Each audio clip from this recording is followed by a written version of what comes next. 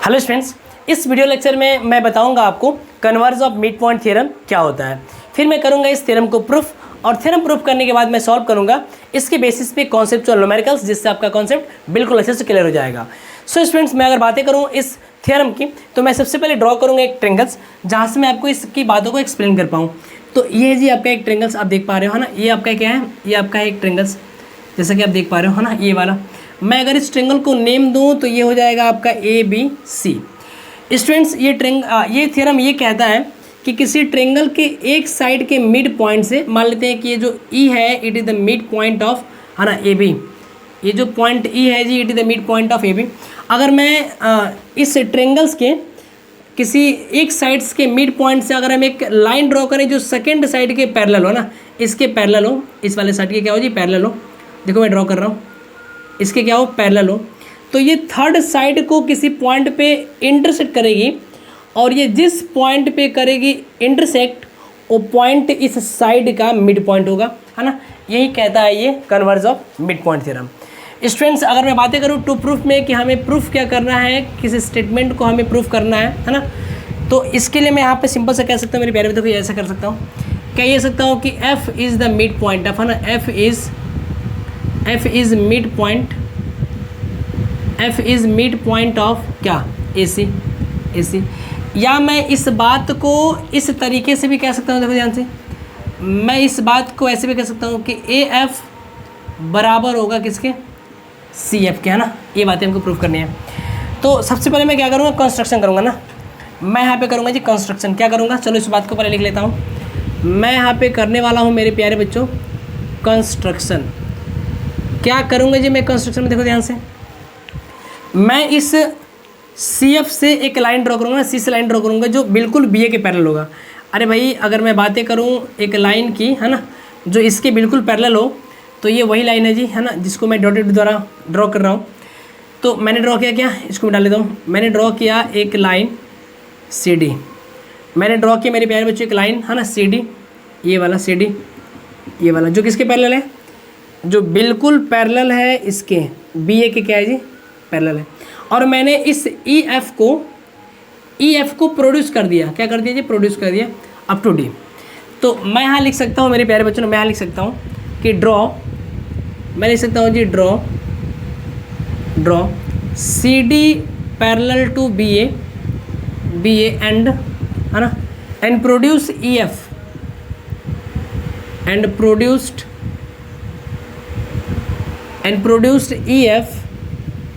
EF up to D, है ना। तो आपने देखा कि मैंने इसको प्रोड्यूस किया अप टू D तक, और ये हो गई अपनी एक क्वाड्रिलेटरल, जिसे आप देख पा रहे हो ना मेरे प्यारे बच्चों। अगर मैं यहाँ से बातें करूँ इस क्वाड्रिलेटरल BCDE की, तो देखो इस क्वाड्रिलेटरल में एक बहुत अच्छी बात है, यहाँ से देखो ध्यान से, आप देख पा रहे हो कि ये BA पैरेलल है किसके, CD के, है ना। ये BA पैरेलल है CD के, आप यहाँ से अच्छे से ऑब्जर्व कर पा रहे हो। तो ये बताओ अगर ये वाला इसके पैरेलल हो जी, है ना, तो हम नहीं कह सकते हैं क्या कि ये जो CD पैरेलल होगी BE के, कह सकते हो ना। मैं सिंपल सा कह सकता हूँ मेरे प्यारे बच्चों कि अगर ये वाला इसके पैरेलल है जी, है ना, BA पैरेलल टू CD, तो आई कैन से दैट कि BE parallel to CD also. अच्छी बात है जी। सेकेंड बात है, देखो ध्यान से, आप देख रहे हो कि ये BC पैरेलल है किसके, इसके पैरेलल है। तो अगर किसी क्वाड्रिलेटरल में, देखो ऐसे, अगर किसी क्वाड्रिलेटरल में स्टूडेंट्स दोनों पेयर, है ना, ये वाला अपोजिट पेयर और ये वाला अपोजिट पेयर, अगर दोनों अपोजिट पेयर पैरेलल एक दूसरे के, तो क्वाड्रिलेटरल कुछ होता नहीं है बल्कि पैरेललोग्राम होता है ना। मैं बातें करूँ तो क्या होता है जी, वो होता है अपने आप में पैरेललोग्राम होता है ना। पैरेललोग्राम के both pair of opposite sides क्या होते हैं, पैरेलल होते हैं, है ना। ऐसा सिर्फ पैरेललोग्राम होता है जी। तो हम यहाँ से अगर प्रूफ में बातें करूँ मेरे प्यारे बच्चों, है ना, मैं अगर बातें करूँ इसके प्रूफ की, तो आप समझ पा रहे हैं यहाँ से, देखो मैं क्या लिख रहा हूँ, मैं लिख ये रहा हूँ कि देखो ये EF पैरेलल BC दिया हुआ है ना, गिवन में है। तो मैं यहाँ बोल सकता हूँ जी कि हेयर EF पैरेलल BC है, EF पैरेलल BC है। तो that implies I can say that कि ED पैरेलल होगा किसके, BC के। ED किसके होगा जी, ED पैरेलल होगा BC के। एंड एंड, है ना। एंड क्या कह सकता हूँ, देखो यहाँ से अगर मैंने ड्रॉ किया कि बी ए पैरेलल है ना, बी ए किसके पैरेलल है जी, बी ए पैरेलल है सी डी के, तो बी ए का एक छोटा सा पार्ट है ना ये वाला बी ई भी पैरेलल होगा किसके, सी डी के। अच्छा मैं अगर बातें करूँ इस दोनों स्टेटमेंट से, है ना, मैं अगर बातें करूँ इस फर्स्ट और इस सेकंड स्टेटमेंट से अगर बातें करूँ यहाँ पे, तो भाई देखो ये चारों जो है कि किसी क्वाड्रिलेटरल्स के छोटे छोटे साइड्स है ना। ईडी क्या है, ईडी और बीसी भी इस क्वाड्रिलेटरल के दो अपोजिट साइड्स हैं, और बी और सी डी भी इसके दोनों अपोजिट साइड्स हैं जी। तो हम कह सकते हैं कि देयरफॉर, है ना, therefore B C D E is a parallelogram. अच्छा मैंने ये बातें क्यों कहा जी, तो मैंने ये बातें इसलिए कहा क्योंकि अ quadrilateral having both pair of, है ना, opposite sides parallel is what, parallelogram. तो हम कह सकते हैं कि a parallelogram have both pair of opposite sides parallel, है ना, अपोजिट साइड्स व्हाट, पैरेलल। तो आप ये सारी बातें इसमें ऑब्जर्व कर पा रहे हो। So it is what, it is the parallelogram.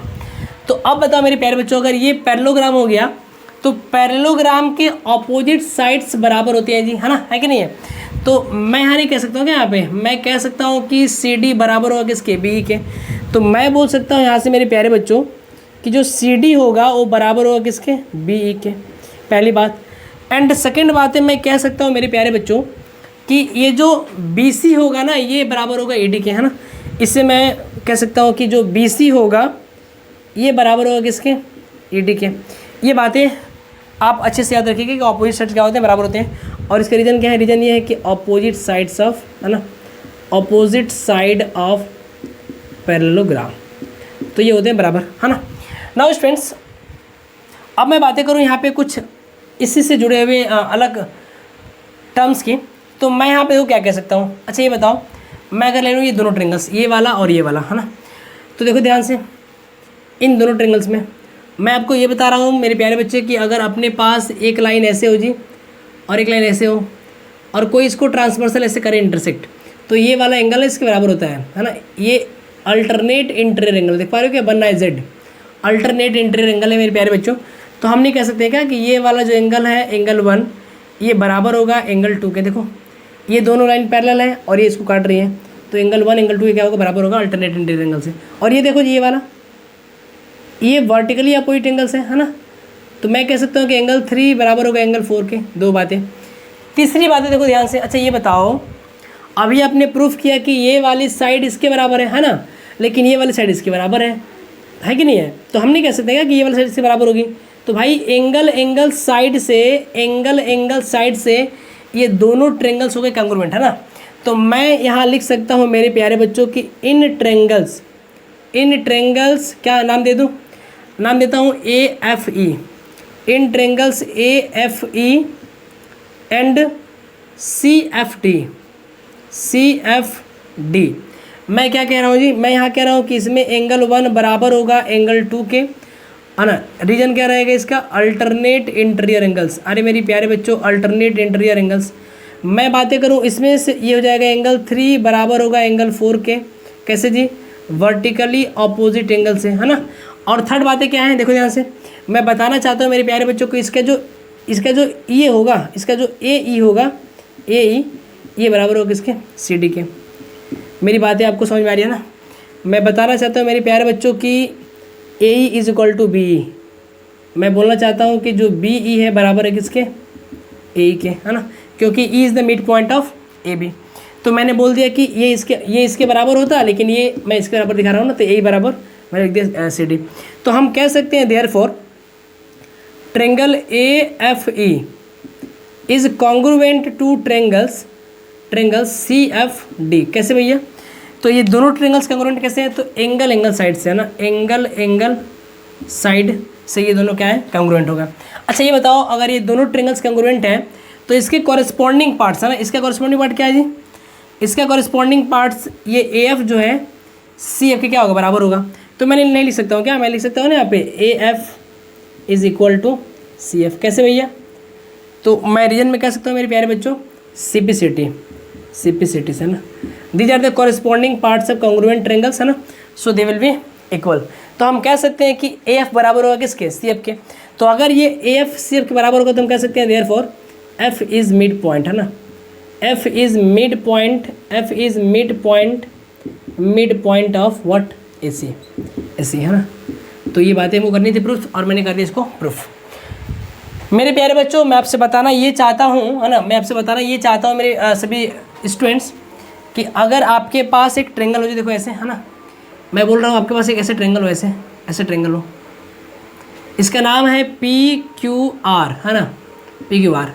अगर PQ का मिड पॉइंट S है और ये मैं इस S से इस QR के पैरेलल अगर एक लाइन ड्रॉ करूँ है ना, इसके पैरेलल अगर एक लाइन ड्रॉ करूँ जी, तो ये PR को कहीं ना कहीं कट करेगा, मान लेते हैं T पे कट करेगा। कहाँ पे करेगा, T पे कट करेगा। तो ये जो T होगी ना, T it is the mid point of PR। ये ऐसी बातें होती हैं कब, अगर ये इसका मिड पॉइंट है तब। दूसरी बात ये पैरेलल है तब। तो आप इस स्टेटमेंट को याद रखोगे मेरे प्यारे बच्चों है ना, कि F क्या होता है, इस AC का मिड पॉइंट होता है। फ्रेंड्स, मैं अब सॉल्व करूँगा इस कॉन्सेप्ट के बेसिस पे न्यूमेरिकल, उससे पहले आप इसे कॉपी कर लो। सो स्टूडेंट्स, अगर मैं बातें करूँ इस न्यूमेरिकल्स की, तो आप ध्यान से देख पा रहे हो ना, दे रखा है कि इन फिगर 1 है ना, this one is the first figure, P is the mid point of side CD। देखो मैं आपको समझा रहा हूँ इस सवाल को। सवाल ये कह रहा है कि आपके पास ABCD एक पैरेललोग्राम है ना, और इस पैरेललोग्राम में P जो है कि CD का मिड पॉइंट है। इस C से एक लाइन ड्रॉ की गई है CR है ना, जो PA के क्या है, पैरेलल है जी, और ये AB को कर रही है इंटरसेक्ट एट Q पे। तो आपको प्रूफ करना है कि DA is equal to AR। Proof ये करना है मेरे प्यारे बच्चों कि DA is equal to AR। और सेकेंड आपको ये प्रूफ करना है कि CQ है ना, CQ बराबर ये QR। तो देखो ध्यान से, ये बड़ा ही आसान सवाल है जी।